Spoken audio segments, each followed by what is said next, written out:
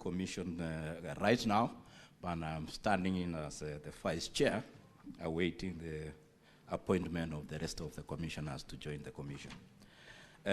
Chair, Speaker, I don't think at this moment I'll have much to say, but first to pass condolences to the family and the entire country for the unfortunate event.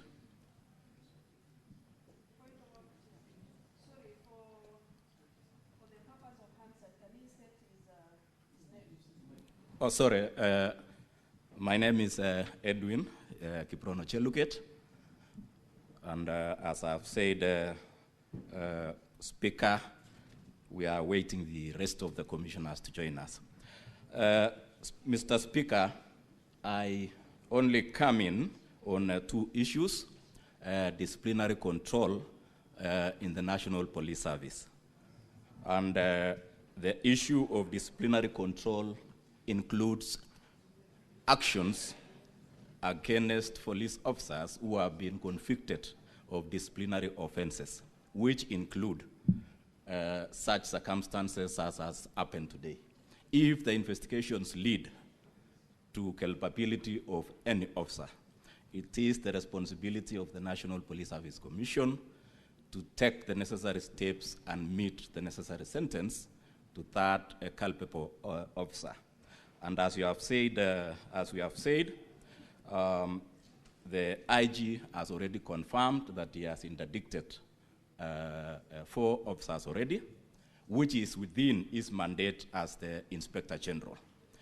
When the investigations are over, we will be able to receive that report, and whether it will result, depending on the participation of each of the affected officers, meet the necessary sentence or meet the necessary punishment in terms of whether it is a reprimand, whether it is a warning, whether it's reduction in rank, or whether it is a dismissal. So as for us, we are waiting for the finalization of the investigations by IPOA and the support of the Inspector General and any other body that may give us information on culpability of any police officer. So at this moment, Mr. Speaker, we are waiting, and we hope the entire process will be open and transparent.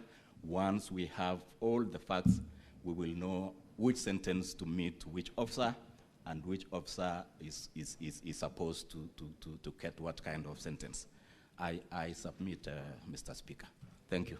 The DCI.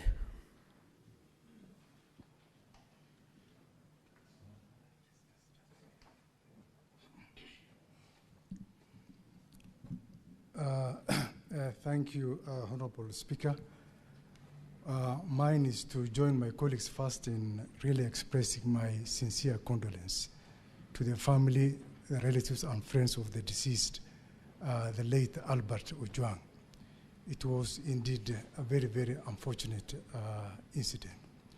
Otherwise, Honorable Speaker, mine is to associate. State your full names and then you proceed. Honorable Speaker, my name is Mr. Mohammed Amin, the Directorate of Criminal Investigations. And I would like at this juncture, Honorable Speaker, to associate myself fully with the submissions made by the Inspector General before this August House.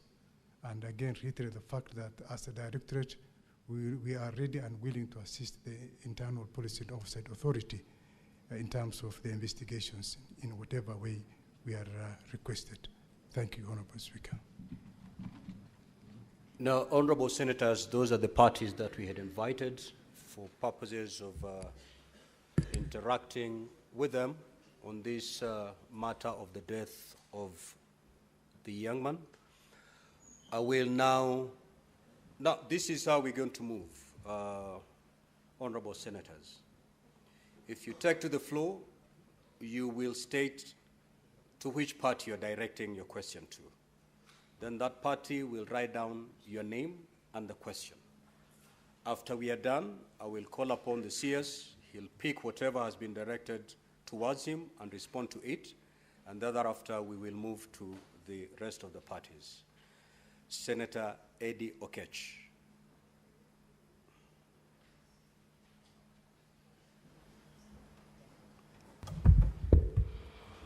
Mr. Speaker, my questions are two. And actually, Mr. Speaker, if you read my first question in this statement, it was very clear. And I'll repeat it for the purposes of the IG. Now that the CS has said that he has no eyes and he has no ears. The question was the circumstances that led to the death of Mr. Albert Omondi Ojwang, including a detailed account of events surrounding his fatal injury. The DIG has stated that around 23:35, Albert was booked at the Central Police Station.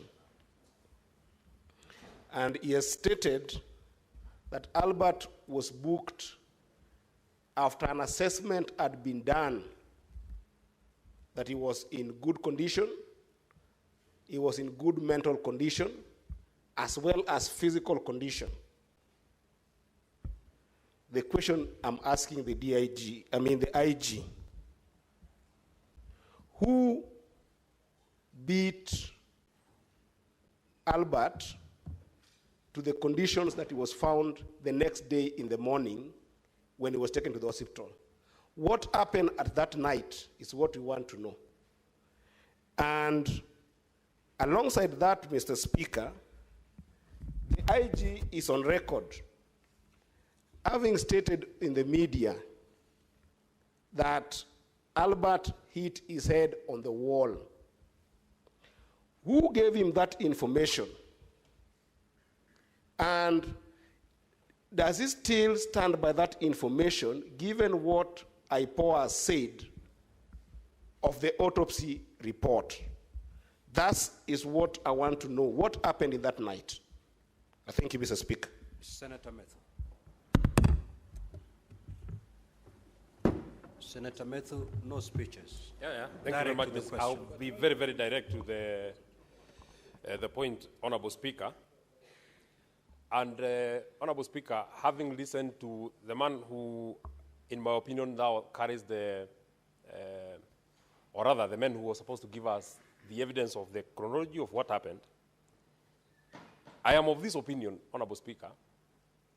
We were told that the complainant is the Deputy Inspector General of Police. I'm of this opinion, Honorable Speaker, that from what the Inspector General of Police has said, it is my opinion that the evidence he has put together is the corrected evidence. And I'll give two examples of why I am of the opinion that the Inspector General wants to just cover his deputy. He says that, Mr. Speaker, he says that the complainant lodged a complaint on the 4th of June. There are 4 officers that he has said who were supposed to go, or rather, who were to take the statement from the Inspector General of Police. May I take you to the 5th of June when he has said 2 letters were made. One, they first received the response from the EACC on the 5th of June. They wrote another letter to the CAK on the 5th of June. On the same day, they received a letter from the CAK. Once they were satisfied that there is a case to answer, the officers went to arrest Albert. Now, Mr. Speaker, the officers arrived in Kisii at 12:55. Walking back, it is 307 kilometers from Nairobi to Kisii. If indeed they left Nairobi after they were satisfied, unless these letters were being done before government opens offices, I know that government opens offices at 8 in the morning. If they did a letter, for example, to the CAK at 8, and they got a response at maybe 8:15, if the government is so swift, then it means that they drove to Kisii in less than 3 hours. This, Mr. Speaker, cannot have happened unless there is further evidence that of how No, we have been told that they didn't fly. We have been told that Senator they drove Methu, to Kisii. don't engage your colleagues, just proceed. Oh yeah, they drove all the way to Kisii. And they go to Kisii from what the Inspector General of Police has told us at 12:55 hours. Honorable Speaker, that already, there is a eyebrows that this evidence has been deconstructed. This is not original evidence. This is not a true record of what happened to Ojwang. And I am very sad that the Inspector General of Police, in my opinion, I'm giving my opinion, a parent who is here. Just ask your question. Yeah, so that is my question. My second question, and Honorable Speaker, I don't know why colleagues have a problem. Order, honorable senators. Just One, let me just direct you. I will not take any points of order. We have just suspended the sitting. We are here not strictly enforcing the standing orders. Allow the honorable senators, you've made a basis for your question, proceed to ask the question. You know, Mr. Speaker, we are here because we want to know what happened to Albert Ojwang. If any information can help us know what happened to Albert Ojwang, then it will help us move. Maybe finally, may I know from the Inspector General of Police, once it was established in the morning that Albert was unconscious and he was being rushed to hospital, the choice of Mbagathi Hospital instead of Kenyatta National Hospital, just a question to maybe to help in the investigation, because I've seen from Central Police Station to Kenyatta National Hospital via Hospital Road is 5.1 kilometers. To Mbagathi is 5.8 kilometers via Valley Road. Mr. Speaker, I would have imagined that there are better facilities and there are better facilities at Kenyatta National Hospital, and being a hospital that is nearer the Central Police Station, Honorable Speaker, I would have expected that is where Albert would have been taken. Thank you. Senator Osotsi.